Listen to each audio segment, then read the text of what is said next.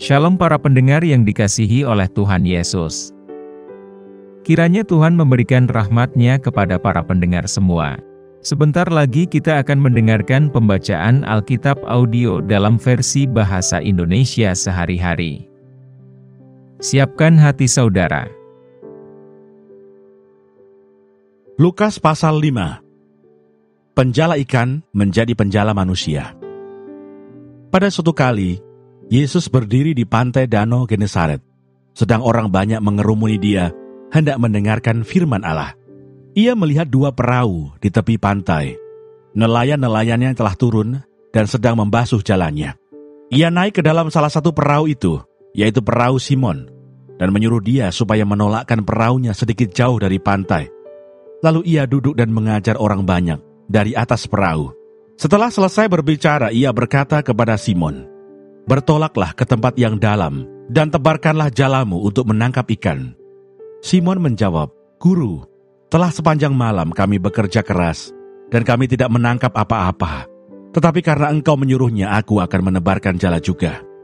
Dan setelah mereka melakukannya, mereka menangkap sejumlah besar ikan, sehingga jala mereka mulai koyak.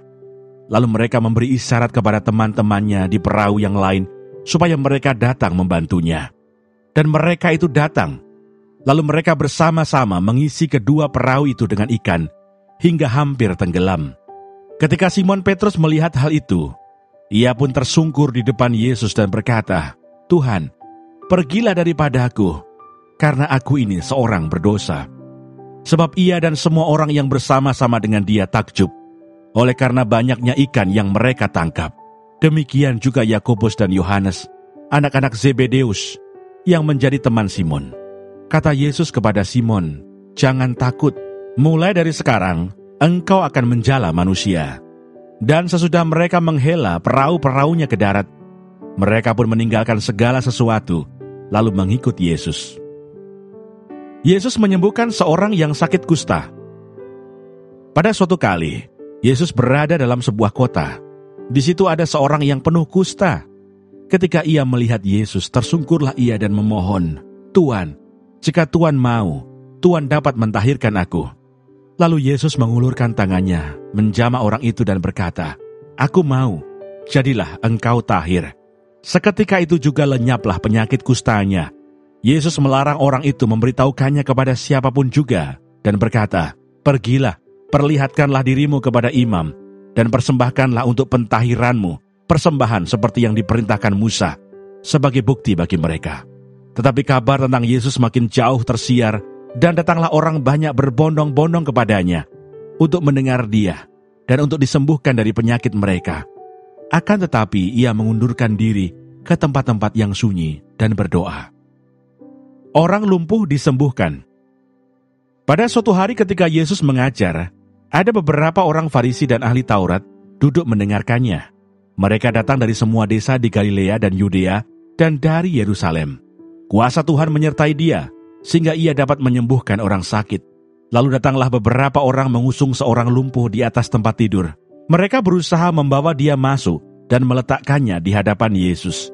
Karena mereka tidak dapat membawanya masuk, berhubung dengan banyaknya orang di situ, naiklah mereka ke atap rumah, lalu membongkar atap itu, dan menurunkan orang itu dengan tempat tidurnya ke tengah-tengah orang banyak, tepat di depan Yesus. Ketika Yesus melihat iman mereka, berkatalah ia, "Hai saudara, dosamu sudah diampuni." Tetapi ahli-ahli Taurat dan orang-orang Farisi berpikir dalam hatinya, "Siapakah orang yang menghujat Allah ini? Siapa yang dapat mengampuni dosa selain daripada Allah sendiri?" Akan tetapi Yesus mengetahui pikiran mereka, lalu berkata kepada mereka, "Apakah yang kamu pikirkan dalam hatimu?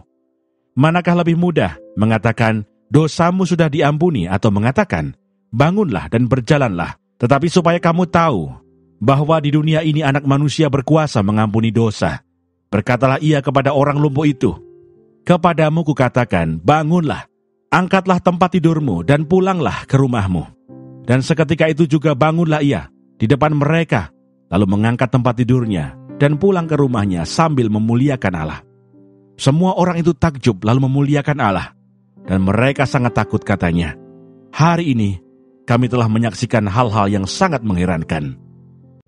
Lewi pemungut cukai mengikut Yesus. Kemudian ketika Yesus pergi keluar, ia melihat seorang pemungut cukai yang bernama Lewi sedang duduk di rumah cukai. Yesus berkata kepadanya, "Ikutlah aku." Maka berdirilah Lewi dan meninggalkan segala sesuatu, lalu mengikut dia. Dan Lewi mengadakan suatu perjamuan besar untuk dia di rumahnya. Dan sejumlah besar pemungut cukai dan orang-orang lain turut makan bersama-sama dengan dia. Orang-orang Farisi dan ahli-ahli Taurat bersungut-sungut kepada murid-murid Yesus, katanya, "Mengapa kamu makan dan minum bersama-sama dengan pemungut cukai dan orang berdosa?" Lalu jawab Yesus kepada mereka, katanya, "Bukan orang sehat yang memerlukan tabib, tetapi orang sakit.